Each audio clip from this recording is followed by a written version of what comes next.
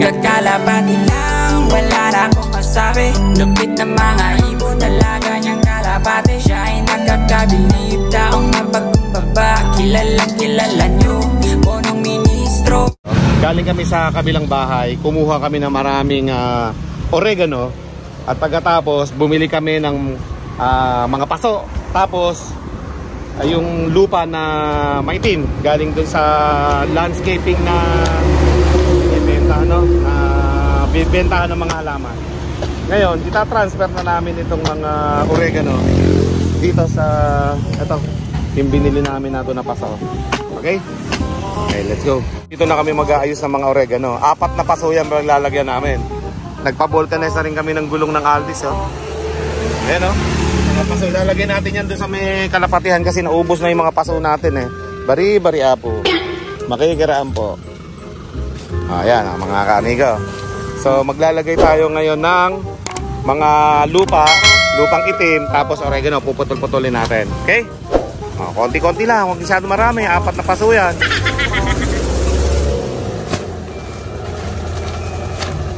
Tapos lagay mo to. Ganda yung lupa, no? Putulin mo na yung puno para sakto. Tanggalin mo na yung mga luma. Yan.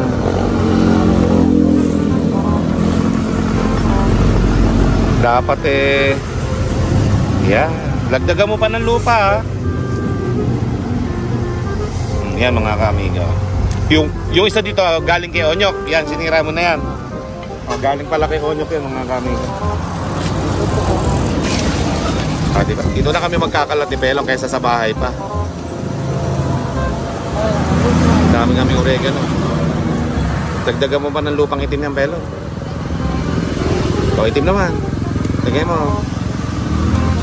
Para yung aming kalapatihan magiging malusog dun.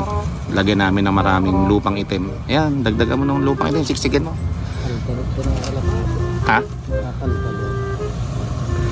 Okay lang yan. Basta meron tayong oreganong magaganda. 4 na paso pa naman yan. Yung pataba nila, no? Yung ipa, no? Tsaka itim na lupa, no? Yan yung ginagamit mga kaamigo sa sa mga binibilihan ng halaman sa mga tabi-tabing kalsada. Landscaping yata tawag doon yan, ha? Nagla-landscape ba yung mga yan?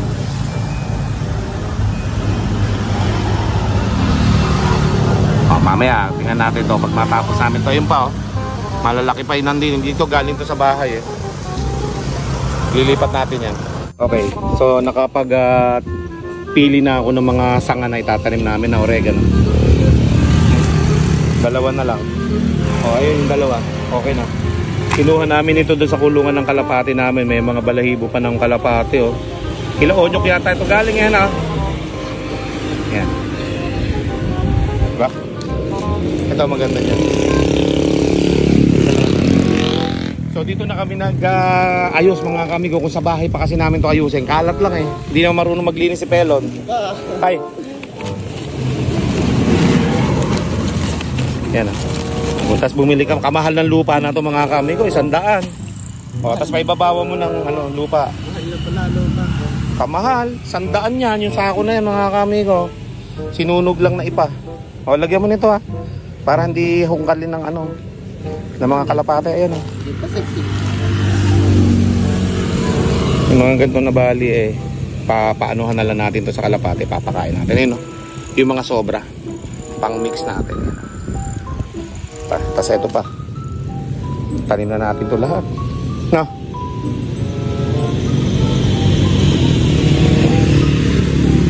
Meron pa mga paso doon sa bahay na hindi nagagamit, Dapat kasi yung mga kamigo yung ganyan, tinatalbusan para hindi taas lang ng taas. Yung iba kasi hindi natatalbusan, kaya ayaw pumapal.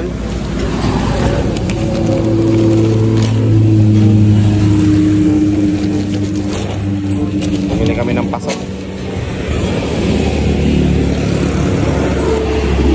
Tapos ibabawa na lang ng lupang ganito para hindi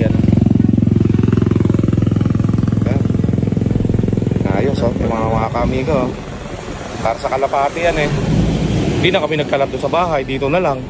Ganun din yan, Magkakalat lang kami doon sa bahay eh.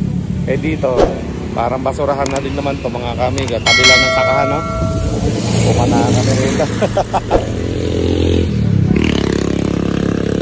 Ayos. Ganda pala, maganda pala pag may ibabaw block eh. Lagyan mo ng konti yun. Yung dalawang ano natin. Maganda pala pag ganyan ibabaw. Mga kamigo, doon natin ilalagay ito sa may gulungan ng kalapate. Sa pliers natin ilalagay na. Saan pupunta yan? Ayan. Okay, ayos yan. Tuloy natin ito mga kamigo. Tapos na kami mga kamigo. At konting dilig na lang ang ginagawa ni Pelon. Oh, konting dilig na lang mga kamigo. At isasakay na namin sa motor yan. Yung sumobra pa kaming konti. Panlagay sa mga halaman doon. Para tumaba yung mga halaman namin. Oh, ayun lang. Diba? Pagka napakapal namin yan doon, may oregano na on the spot yung ating mga kalapate. Yun o, 4 o. Iwas kalat pa. Ayan po mga kamigo, natapos na po yung pagkukuha namin ng oregano. Tubig sa bukid pa yung ginamit ni Pelon pang igib dyan.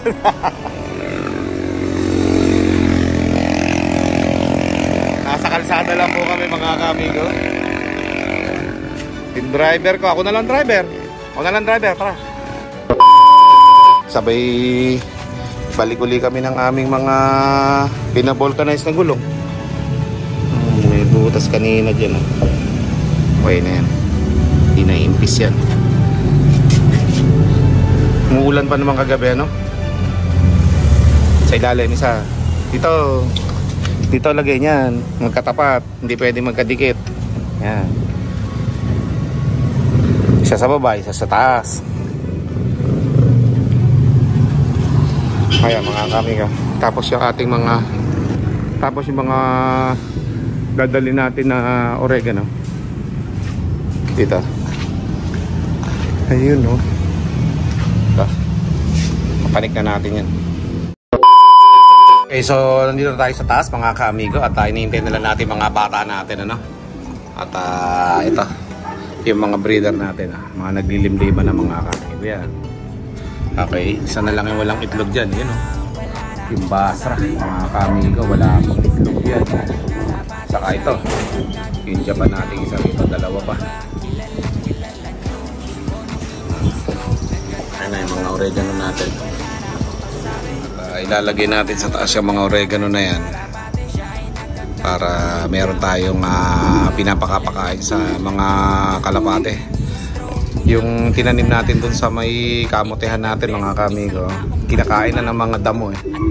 Hindi na makita halos sa damo mga kamigo, kaya kailangan makagawa nga ng bagong oregano at saka yung mga paso. Yan, kaya bumili tayo. Okay? O yan mga kamigo, tapos na. Naidagdag na namin lahat ng dapat idagdag na mga puno dyan. At ito na lang yung paparamihin natin dito sa taas. Okay? Sasamahan nyo kami. Dito namin ilalagay yan. Kaya tara.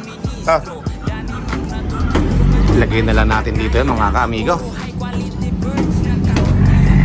Para mabilis kumapal. Dito. Ayan yung mga kalapati natin, no? Charis. Okay, pasok muna kayo. Diyan muna. Para haleran nyo na lang muna dyan. Para hindi pa muna mabawasan ng mga ibon natin. Yan na-requestan ako ni Pelon eh. So, bumili tayo ng mga paso. Paso lang ang binili dyan. Yung oregano, hiningi lang namin. Tsaka kinuha ko yung mga oregano ko doon sa kabilang bahay. O, ayos na. Mga ilang araw lang yan mga kamigo. Okay na yan. Recover na yan. Dadami na yan. Pwede nang padamu-damuhan. Yun oh. Pinapaganda ni Pelon yung aming kahit sulok yan eh. Yun oh. Ayos ba? Okay na yan mga kamigo. 4. Magandang tingnan. Diba? Bago yung paso, bago yung oregano.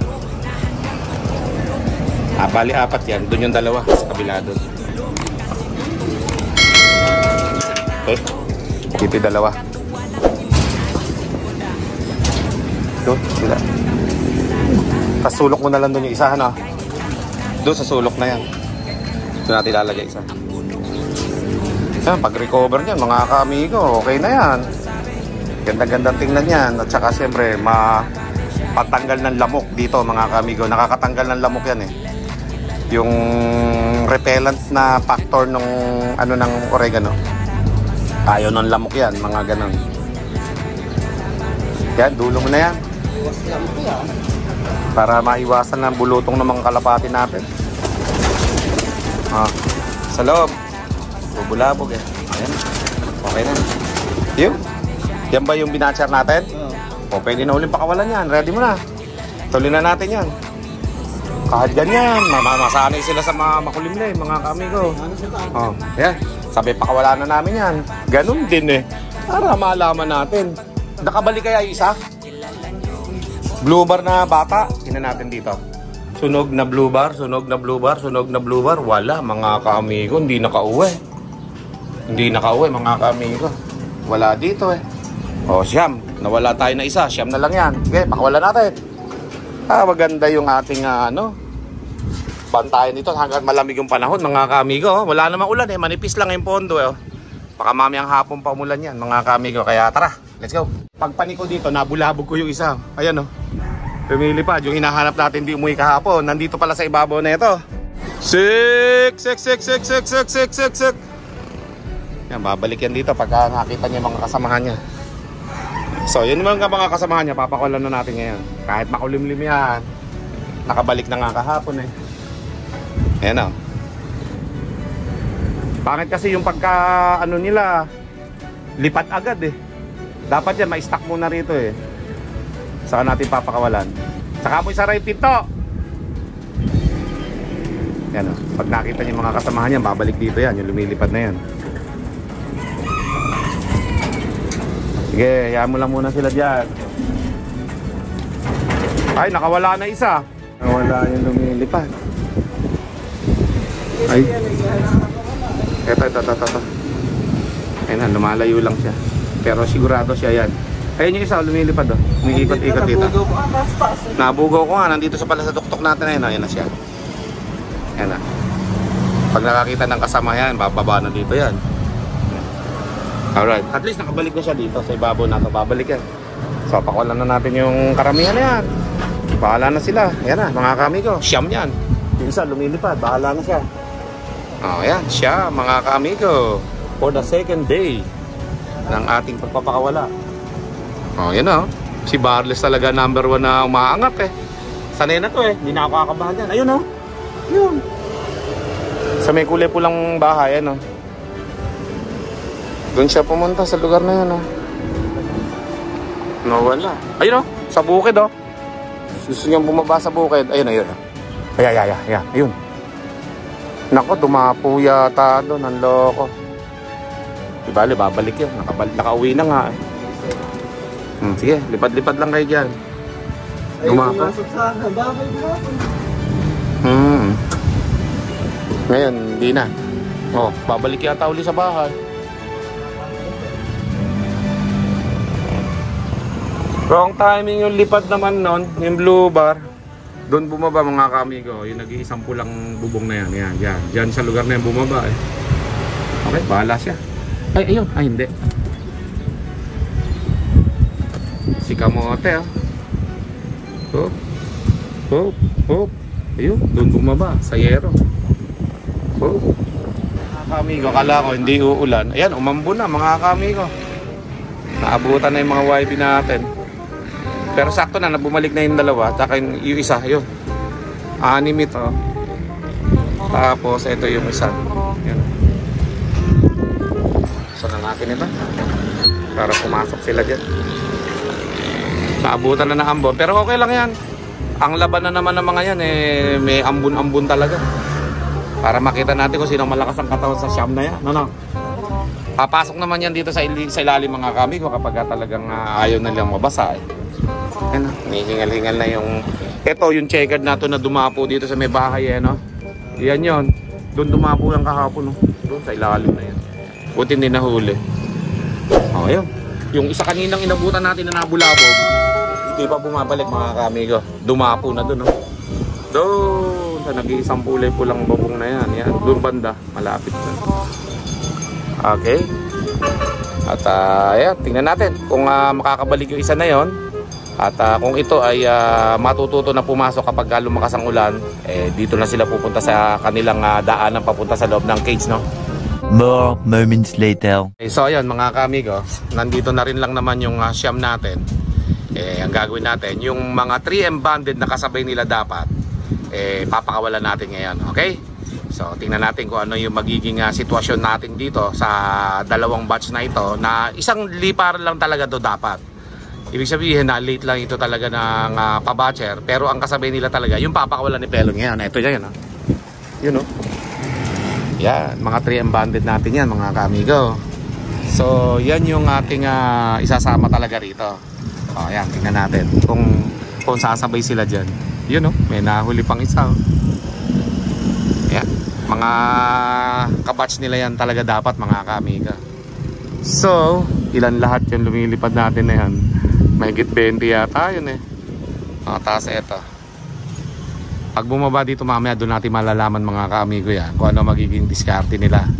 Kung ito ba isasabay sa liparan sa kanila or balik-balik lang dito. Okay? Testing lang. Ito yung batch na pinakamabait at ito yung batch mga kaamigo na mabilis papasukin. At ito yung batch na hindi nagpuntahan kung saan lugar. Ito mga kaamigo, isasabay na natin sila doon sa mga kabatch nila na 3M banded, okay? O yan, ibahin naman natin yung diskarte. Ito yung batch na kahit mawala hindi ako masyadong kinakabahan. Okay lang. Ayun yung mga lumilipad natin at 3M banded na yun mga kamigo. Yun ang kailangan natin mabatchat ng todo-todo. Ayan sila. Sana?